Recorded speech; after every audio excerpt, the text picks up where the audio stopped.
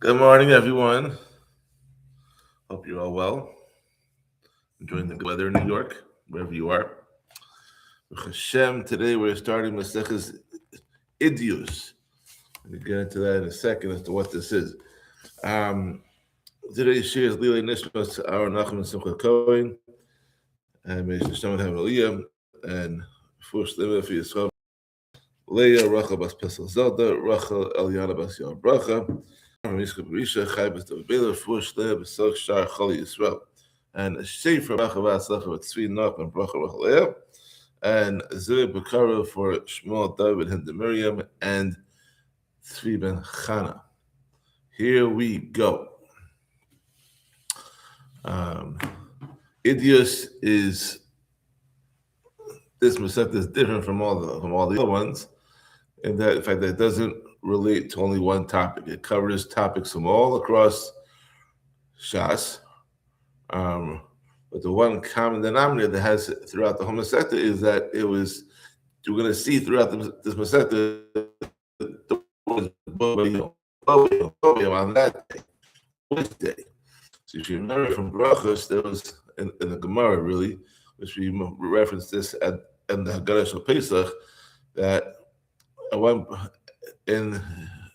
after the Churban Beis Hamikdash, after the Churban Bayis Sheni, when the Sanhedrin was in Yavne, they deposed Rabban Gamliel as the Nasi, and Rabbi Elazar ben Azariah was appointed in his place. And when he was appointed in his place, he opened up the doors of the Beis Medrash to allow anyone who wanted to come in. Rabbi Gamliel's standards were a lot more strict, and as a result, it was more restrictive as to who was in the Beis Medrash during the Sanhedrin during that time. And Elazar ben Azariah was the Nasi. He opened up the doors of the Sanhedrin to allow many other people to come in, other scholars, and there was more debate and there was more discussion, and they were able to reach many halachic decisions on that day. The word Eduyos is a plural form of edus, which means testimony. And it was given this name because of the many rulings in it that were attested to by reliable sources before the scholars at Yavne. And that's where we're at. So we're going to learn a lot about these in this Masechta. These Perakim are longer than those that we're used to, but don't wait. Don't be fooled, because next week when we start Avos, those are the longest Perakim in Shas. Next week. Okay, so here we go. Perek, without further ado, Maseches Eduyos, Perek Aleph, Mishnah Aleph. We're talking about a machlokas between Beis Shammai and Beis Hillel, and this is concerning a nida. So Shammai says, Kol hanashim dayan shaita. For all women who find that they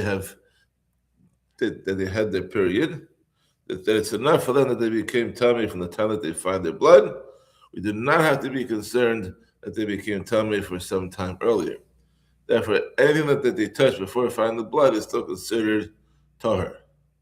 Let's just back up a second. So the halacha is that when a woman experiences a discharge of blood from her womb, she becomes tummy. So most things that she touches become tummy as well. In addition, she cannot have bia with her husband. To become tahor, she must wait a certain number of days, and we'll discuss that soon, and then be tovel in the mikveh. So when it becomes, how does it become a nida? She becomes a nida as soon as the blood leaves her womb, even if the blood has not left her body, which is some time difference over there. When a woman discovers her menstrual blood, she might actually have been a nida for some time, because it takes time for it to exit the body, even though it already exited the womb. So if so, whatever she touched during that time, she is tummy. So that's what this Mishnah is starting out about. So according to Beis Shammai, they don't need to be concerned about anything that they touch before she becomes she sees the blood, because that would be because we're not chushish for that according to Beis Shammai. Hillel says when a woman examines herself and finds blood, she is retroactively tummy. And the last time she did an examination until this examination when she finds blood. I feel even has been many days since the last examination. According to Hillel, you have to suspect that the woman has been tummy since the last time we know that she was tougher. It was the last time she made an internal examination and did not find any blood. So if she's working on like a 12-hour intervals, then she's tummy from the last interval. And anything that she touched during that time must be suspected to be tummy. The Chachamim say, "Lo k'derezeh, lo k'derezeh." This is not according to Beis Shammai, not according to Hillel. Elami eis me'etes ayideh ayah mipekida. Rather, 24 hours reduces the time of retroactive tumah to less than the time between one examination and another examination. Meaning that if it's been more than 24 hours since her last examination, she is retroactively tummy and only for the preceding 24 hours, not going back like a week or two, according to the Chachamim.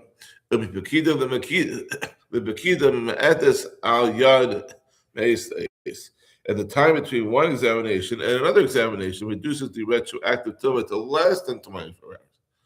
So if her last examination was less than 24 hours earlier, she is retroactively tummy only since her last examination, which let's say was 6 hours or 12 hours. She wouldn't go back to 24. Whichever is the shorter time, that's how far she goes back. Okay, now here's a case where there's no machlokas. Kol isha sheyesh la veses. Any woman who has a fixed time for her monthly cycles or monthly flows, and she finds blood at that time, it was always on the 30th of the month, always at the 29th of the month, whatever. Daya shaita, it is enough for her to be tummy from the time that she finds the blood. Since she always finds blood at that time, we are not concerned that the blood left her womb earlier, and so she is not tummy retroactively.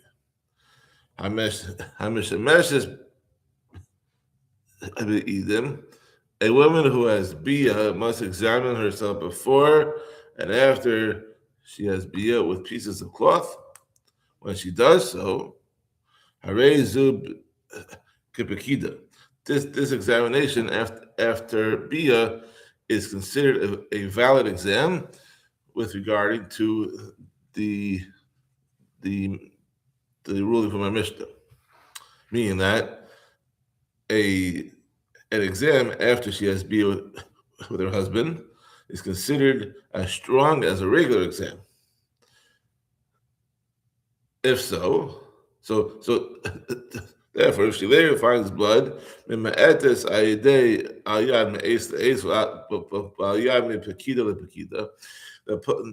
the exam that was after the bia reduces the time of a retroactive tumah to less than 24 hours and to less than the time between the previous regular exam and the exam in which she found blood. So meaning what? That if that she is retroactively tummy only from the time of her post bia exam or for 24 hours, whichever is shorter. She is not tummy from the time since her last exam. Okay, Shammai Yomer, to Mishnah Beis. Shammai Yomer. Shammai says, Mikal l'chala. The person must separate chala. This is a new topic. We're going to be changing topics relatively quickly over here. Before we're talking about nida, now we're talking about chala. So mikal l'chala. The person must separate chala from the dough that contains at least 1 cup of flour. But Hillel says Mikabayim. One is chayav to separate challah only from dough that contains at least 2 cups of flour. The chachamim are and the chachamim say lo k'derezeh lo k'derezeh. The law is not like the opinion of Shammai nor like the one of Hillel. Ala kav mechsa. Chayavim b'challah. Rather, if the dough contains a minimum of a kav and a half of flour, one is chayav to separate challah from it. Dilu hamidos amru. When the units of measurement were increased, the Chachamim said, Chameshes rivayim chayavim. That a dough that contains 5/4 of a kav, which is 1 1/4 cups of flour, is subject to flour. So this is the second time that the units of measurement were increased. Let's go back a little bit for history, okay? When according to the Chachamim, when the Torah says that the daily chilik of man was 1/10 of an ephah, it refers to the standard way of calculating fractions. So since an ephah is 18 kavs, 1/10 is 1.8 kavs, or 1 4/5 kavs. However, the kav referred to by the Chachamim is not the same size as the kav that's mentioned in the Torah. Sometime after the Jews settled in Eretz Yisrael, they increased all the units of measurement, so the unit known as a kav became larger. Since Yerushalayim was the center of Jewish life at that time, the new units were known as the Yerushalayim units, Midos Yerushalayim. And the old units, that the ones that I mentioned in the Torah, were known as the Midos HaMidbar, because they were used only in the Midbar for 40 years. So the Midos Yerushalayim were a fifth larger than the Midos HaMidbar. Therefore, 1 Yerushalayim unit equals 1 1/5 Midos Yerushalayim, Midos HaMidbar. So in order to convert, then there was a conversion in place. So now you have the units that were increased a second time, which was after the Churban by Sheni. So since the city of Tzipori was now the center of Jewish life at the time, now these units are known as Midos Tzipori. And the Tzipori units were 1/5 larger than the Yerushalayim units. Therefore, in order to convert Yerushalayim units to Tzipori units, one has to multiply the old number by 5/6. That's for a little bit of mathematics over there. Okay. Rabbi Yossi says Chamisha Peturin, if it was exactly 5/4 of a kav, it is pater from challah. Chamisha chayav. But if it has 5/4 of a kav plus a little more, it is chayav to challah. Moving on to the next topic. A topic of a mikveh. Mishnah Gimel. Hillel says, "Malo hin mayim shuvim posting as a mikveh." A full hin, which is 3 kavs of shuvim water, invalidates a mikveh. Mayim shuvim means water that was drawn into a container. That is possible for a mikveh. Now, the original mikveh bore, which no one ever goes into because it's kept for the original mikveh bore is fully rainwater. Then you can, once you have that filled up, then you can change it. Then you can have what's called hashaka, and you can have another pool for the mikveh, which is connected to the mikveh bore, and you can refill that with whatever water you want because it's connected. But the original mikveh has to be rainwater. So a full hin of shuvim water passes a mikveh if it was added before the mikveh is full. Although the word hin is not a term normally used by Chazal, Hillel uses this term. Only because the person who quotes a ruling from his teacher must say it with the expression that his teacher used. Since his teacher uses the term hin, Hillel did as well. Shammai says Tisha Kav, and it takes 9 kavs of shuvim water to invalidate a mikveh in this manner. The Chachamim say, look, there is that.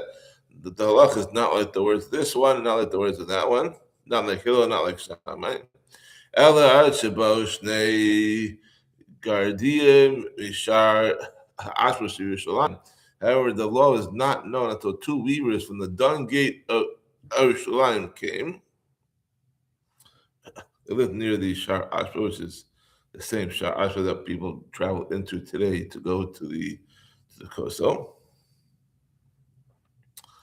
So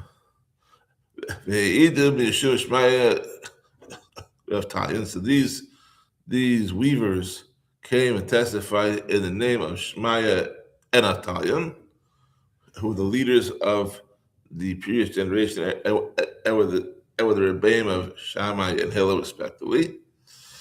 Shlosh Lug and Mayim Shuvim posted in Mikvah that three logs of shuvim water passel in Mikvah. V'kimu Chachamim es derehem. When they heard this edus, all the Chachamim, including Hillel and Shammai, they approved the weaver's words and they accepted them as law. Mishnah Daled.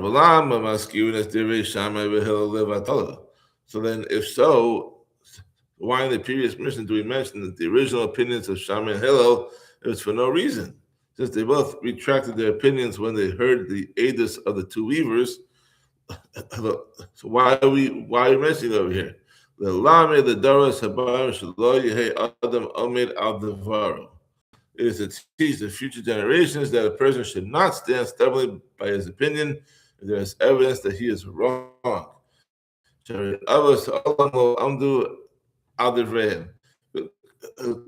See here that even Shammai and Hillel, who were the fathers of the world, because they distinguished themselves with the character traits that are personified by the Avos, Avram and Yitzchak, they did not stand by their opinions once they heard decisive edus against them.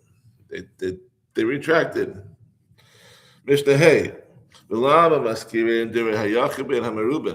why do we often mention the opinion of an individual Tana together with the opinion of the majority of Chachamim who disagree with him?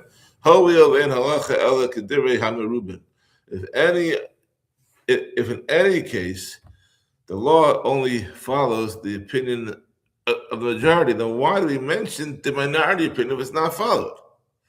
It's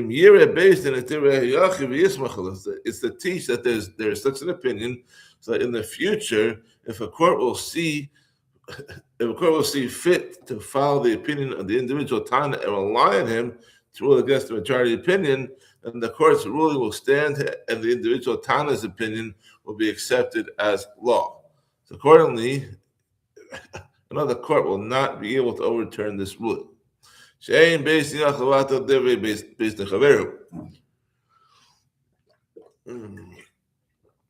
the court cannot overturn the ruling of its fellow court unless it is greater than the first court in wisdom. The leader of the later court is a greater Talmid Chacham than the leader of the earlier court. Of the minyan and in numbers, the leader of the later court has more students than the leader of the earlier court had. However, the later court is greater than the earlier court in wisdom, but not in numbers. Or is greater in numbers, but not in wisdom. And then the later court cannot overturn the ruling of the earlier court. A court cannot overturn another court's decision unless it is a greater than it in both wisdom and numbers. Mishnah Vav. Amar Rabbi Yehuda. Rabbi Yehuda said, This is true that we mentioned the opinions of individual Tanayim, so that if a court like them, if a court rules like them, this ruling cannot be overturned. Then why do we mention the opinion of individual Tanayim together with the majority opinion, even in a case where when his words are irrelevant, because no court may ever rule like him? In such a case, what purpose is there in knowing what individual Tana said? We mentioned the opinions of individual Tanaim so that if a person will say, I have received such and such a law as a tradition from a teacher, why do we not follow it? So we can say to him, the law that you heard is the opinion of this certain Tana, whoever he is. However, the majority disagree with him, and therefore the law follows the majority and not your tradition. So you want to have it on file so that you can reference it later.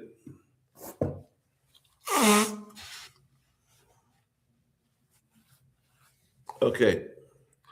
Now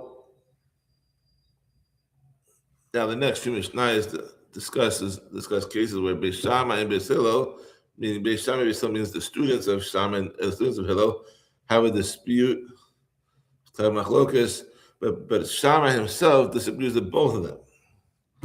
The first case talks about bones from a human corpse. This is Mishnah Zion. Beis Shammai says, Rava atzamas min atzamim. A quarter cup of bones spreads tumah through oil if they come from any combination of bones. Ben mishnayim, ben mishlosha. Whether they are from a single corpse or whether they come from 2 or 3 different corpses. Beis Hillel say, Rova asamas min hagaviyah. A quarter cup of bones spread tumah through oil only if they come from a single corpse. Mirov habinyan or mirov haminyan. Similarly, the bones must come either from the majority of the frame of the skeleton or from the majority of the number of bones in the skeleton. Otherwise, they do not spread tumah through ohel. Beis Shammai and Beis Hillel both hold that the quarter cup must come from more than one of the corpse's bones. Shammai disagrees. Shammai says, even a quarter cup that comes from a single bone spreads tumah through ohel. Okay, the next one, we're talking about Truma. So here we go. Mishnah Ches. Kashine Truma, vetch, which is a bean-like plant. That's Truma. Beis Shammai says, Shorin v'shafim b'tahara, one who soaks the vetch or rubs it on his skin must do so when his hands are tahar. He must wash his hands before touching it, just as for ordinary truma. One may feed vetch to his animals even when his hands are tamei. He does not have to wash his hands first. Since vetch is not normally eaten by people, its truma does not have to be regarded as tahar with the same stringencies as ordinary truma. Therefore, a person can feed it to his animal without washing his hands first. However, when a person uses this vetch in other ways, such as soaking it or rubbing it on his skin, then he must observe all the chumras of truma. If he does not, people who see him might mistakenly think that even ordinary truma may be handled without washing their hands. Beis Hillel says, "Shorin b'tahara, the person must soak vetch that is truma when his hands are tahar. He must wash them first. Shafin umachilin." But he may rub his skin with vetch or feed it to his animals, even if his hands are tamei. A person may use vetch without washing his hands unless he is soaking it, because soaking vetch with unwashed hands causes 2 things at once. It prepares the vetch to become tamei and makes the vetch tamei. Shammai says a person does not have to wash his hands before handling vetch. Yochlu tzrid, but the vetch should be fed to animals only when it is dry. The person may not use vetch in a way that is obvious that he is making it tamei. Since produce can become tummy once it is wet, it is if a person uses wet vetch with unwashed hands, it will be clear that he is making it tummy. That is usher. If the vetch is dry, though, it's not obvious that he's making it tummy, and the Chachamim did not require him to wash his hands in such a case. Rabbi Kiva says, a person may do all activities, including vetch, involving vetch, when his hands are tamei. The Chachamim made no gezeras about this.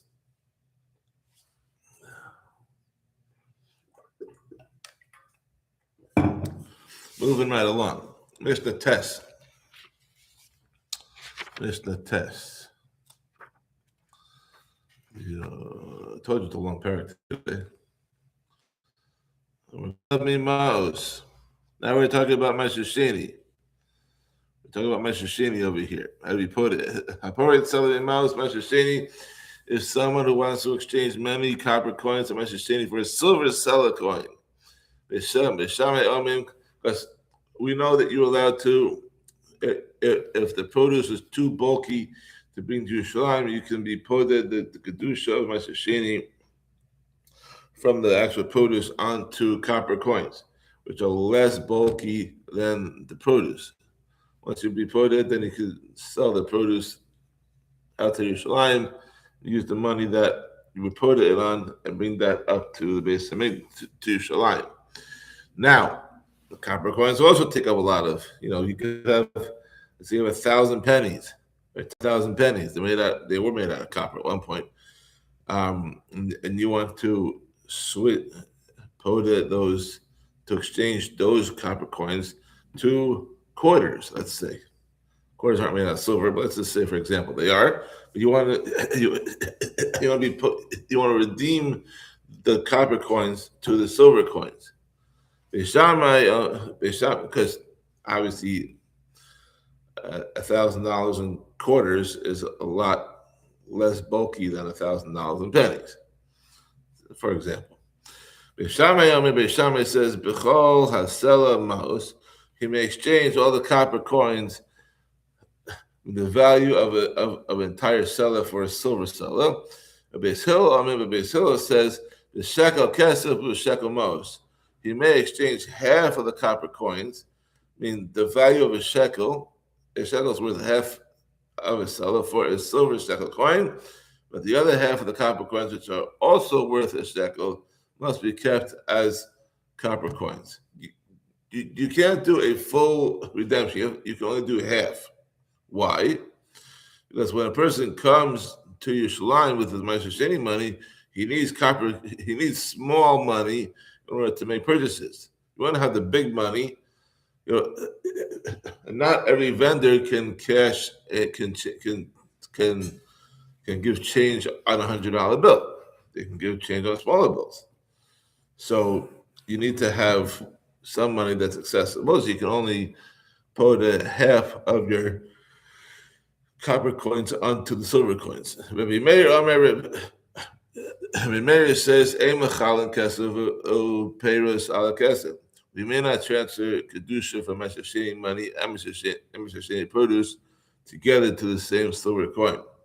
If someone, for example, someone has a Ma'aser Sheni coins worth half a dinar, and Ma'aser Sheni produce worth half a dinar, you may not transfer them both together to a single dinar coin. A transfer of Ma'aser Sheni is kosher only if it is distinct and is not mixed together with another transfer. Money and produce may not be transferred together. However, the Chachamim allow such a transfer. Mishnah Yud. Still on a Perek seller, Ma'aser Sheni Yerushalayim. Someone who exchanges a silver seller coin, Ma'aser Sheni, for copper coins in Yerushalayim. Beis Shammai says, B'chol hasel maos, he may exchange the whole seller for copper coins. Beis Hillel says, the shekel kesef, the shekel maos. He must take change for 1 shekel's worth for half the seller in smaller silver coins, and he may take change for the other shekel's worth in copper coins. He cannot exchange the entire seller for copper coins because we are concerned that he will not end up spending all the coins on food, but will save some for the next time he comes to Yerushalayim. Since copper coins corrode over time and lose their value, they may be worth less, but the next time he returns to Yerushalayim, and he will have lost money that is sanctified as Ma'aser Sheni. Hadanim livnei chachamim omrim. Those who debate before the chachamim say, "B'shlosha dinar and kesef." He must take change for 3 dinars worth in silver coins, which is 3/4 of the seller, of a dinar mouse, and he may take change for 1 dinar's worth, which is 1/4 of the seller in copper coins. Rekiva says, "B'shlosha dinar and kesef." He must take change for 3 dinars worth in silver coins, over vias kesef vias mouse, and out of the 4th dinars worth of the silver seller, he may take change for only 1/4 in copper coins, but must take change for the rest of it in silver coins. In other words, he may exchange only 1/16 of the original seller for copper coins. Tarfon says he must take change for the 3 dinars worth of the seller in silver coins. Arba asafri kesef. And out of the 4th dinar, he must take 4 aspers worth, which is 4/5 of a dinar. An asper is a Greek coin that's worth 1/5 of a dinar. It's a Greek coin. Or used to be back in the day. Now they're on the euro. So you must take 4 aspers worth in silver coins. He may exchange only 1 asper's worth for copper coins, which is 1/20 of the original seller. Hope you're following that math. Shammai says, you may not exchange silver for copper coins at all.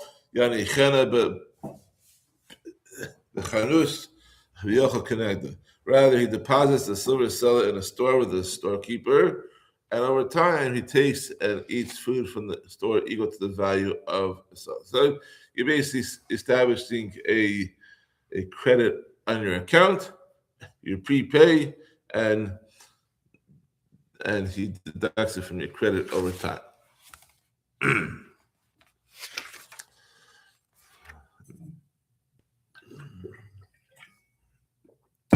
Mishnah Yud Aleph.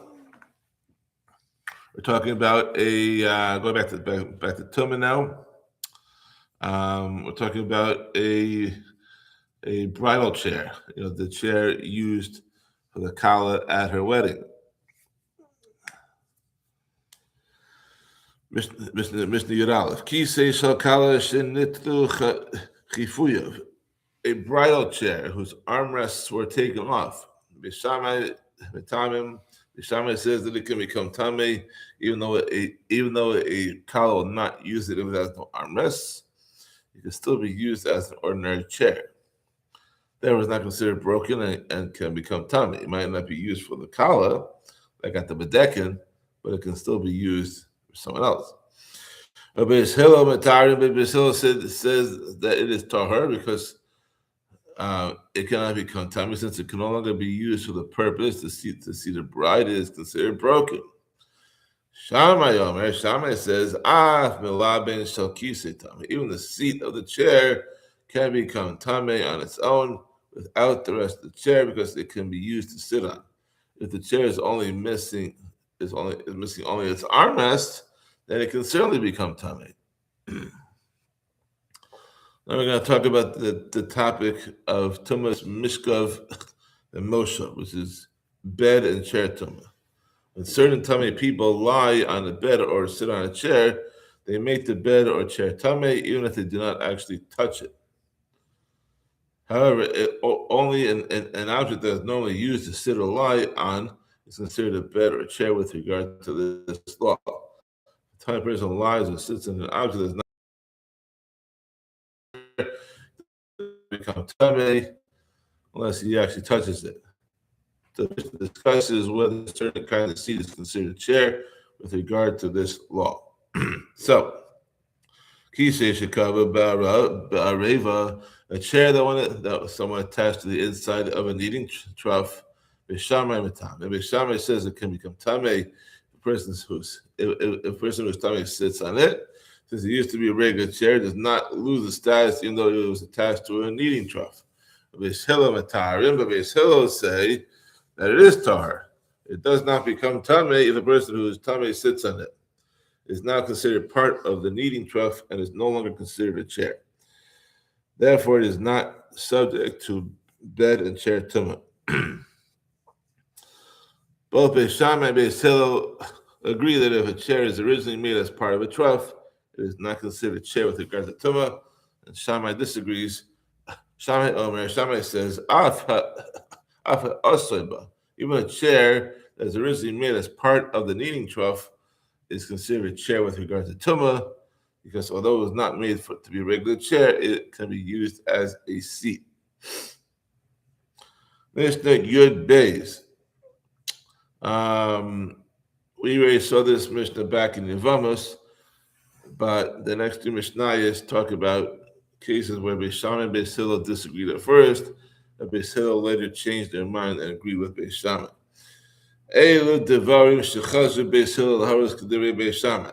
These are the matters in which Beis Hillel retracted the original ruling and started to rule like the opinion of Beis Shammai. If a woman went with her husband overseas and she came back from overseas and said, "My husband died," Tina say she believed and she can remarry.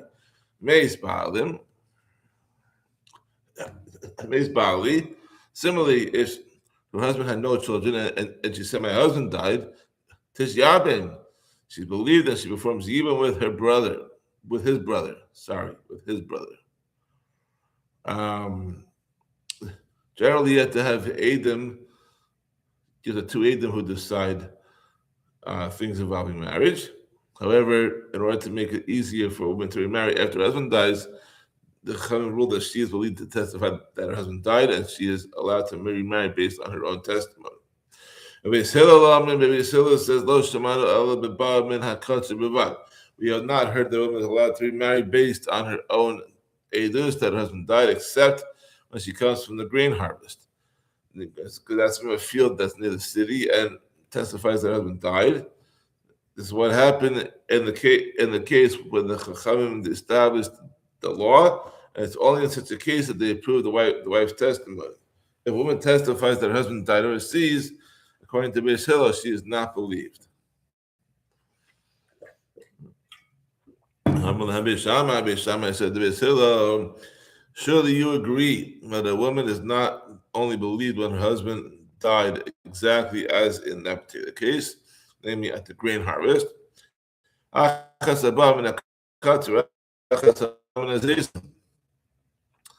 Rather, it is clear that whether a woman comes from the grain harvest or whether she comes from harvesting olives, she is believed to say that her husband died, even though the halacha was instituted as a result of an incident in which a man died out while harvesting grain. Even though he died in one instance, that doesn't mean that the ruling only applies to that one instance. So too, even if a woman comes from overseas, her edus is accepted. And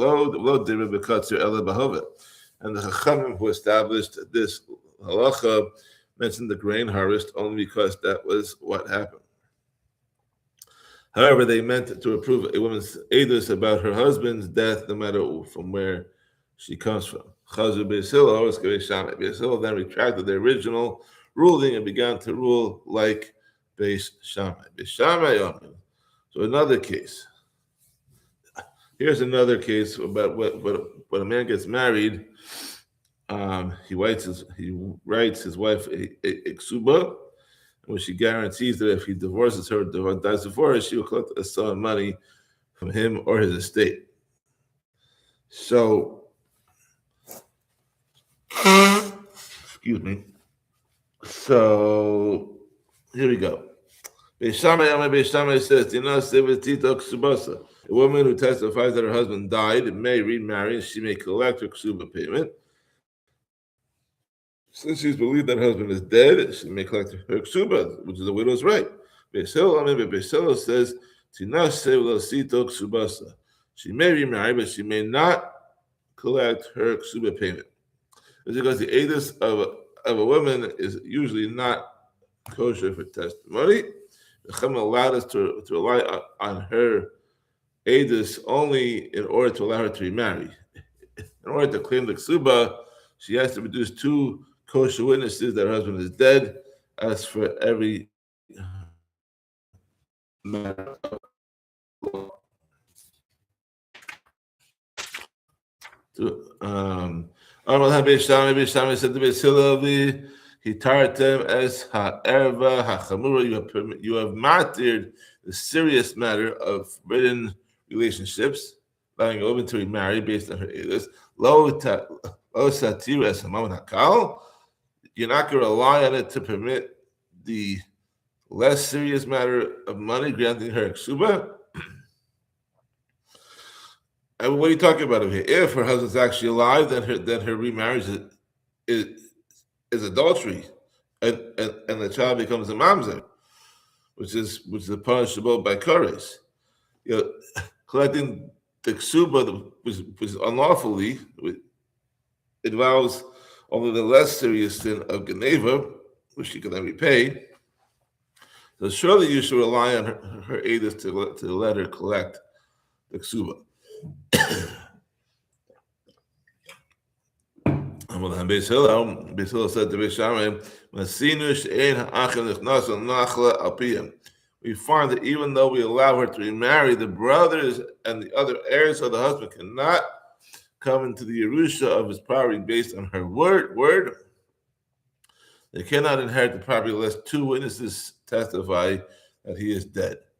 Therefore, it is clear that even though her edus is relied upon to let her remarry, it is not relied upon for matters of money. Therefore, her edus cannot be relied upon to collect the ksuba. Beis Shammai said to Beis Hillel, "Hello, we say for ksuba, no mud." But we can learn from the text of the ksuba document that a woman may collect the money of the ksuba based on her own edus. Shehu kosivla, her husband writes to her in the ksuba, she'in tinasi le'acher titli masha kosivlich. When you will be eligible to marry another man, you may take what is written for you in this document. Therefore, the collection of the ksuba depends on her ability to remarry. Since when she testifies that her husband is dead, she is giving permission to remarry. She collects the ksuba as well. Beis Hillel then retracted the original ruling and began to rule like the opinion of Beis Shammai. Mishnah Yagimel. We're talking now about a Eved Kanani who is half slave and half free. Mishachetio Eved was a half slave and half free. How's it possible? Because he was owned by two partners, and one partner freed him, while the other partner didn't. So he's a half slave and he's half freeman. He works for one day for his master and one day for himself, meaning that the income from one day of his work belongs to his master. The income that from the next day is his own. This is according to Beis Hillel. With this arrangement, you have solved the slave's master's problem of how to get his fair share of slave's work. But you have not solved the half slave's own problem. I mean, he's stuck in a situation where he cannot marry. Lisa Shivcha and a Yachel. He cannot marry a slave woman because the half of him that is free has the same halachas as a regular Jew who's also to marry a Shivcha. Bas Chorin and Yachel. And he cannot marry a free woman because half of him is a slave and he can't marry a Jewish woman. The Batel, shall he give up marriage altogether and not bear any children?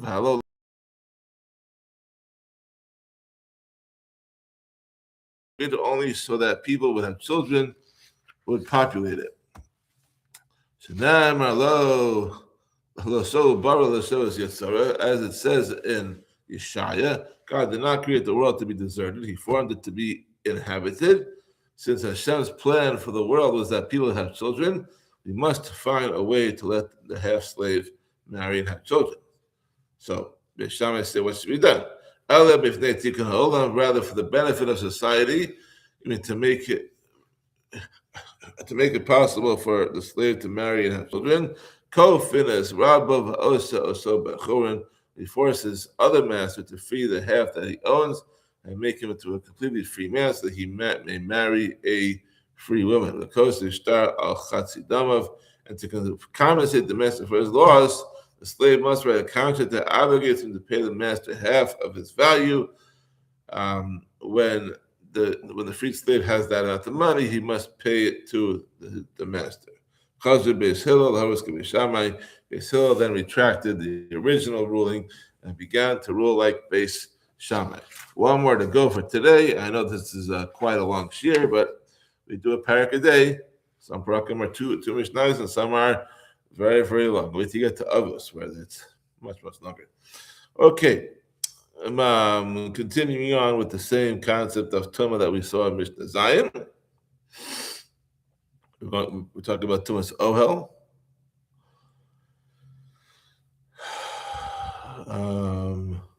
Okay. This is Yudalad.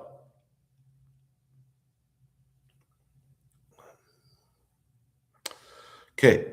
Kli cheres matzil alakol, an earthenware vessel that is sealed shut, protects everything inside it from becoming tamei from a corpse. Beis Hillel is according to the opinion of Beis Hillel. Beis Shammai says, "Eno matzil ala achlu ala mash al kli cheres."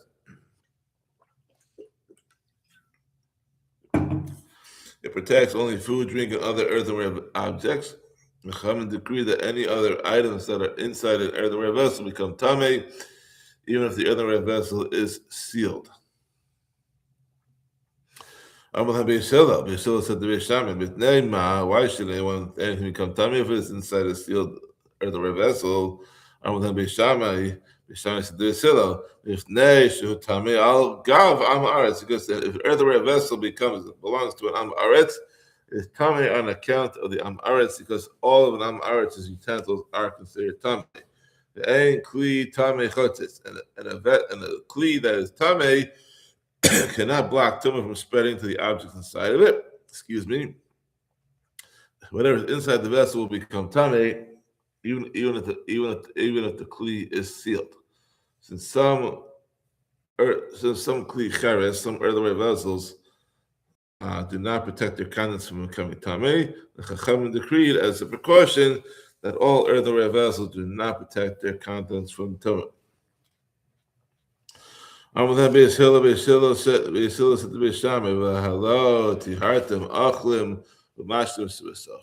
you said that food and drink and earthenware utensils stay tahor if they are inside a sealed earthenware vessel. If you are concerned about the objects inside the earthenware vessel of an am aretz, or is everything not tamei? Why is it only food and drink? Everything should be tamei, not just the food and drink. When we said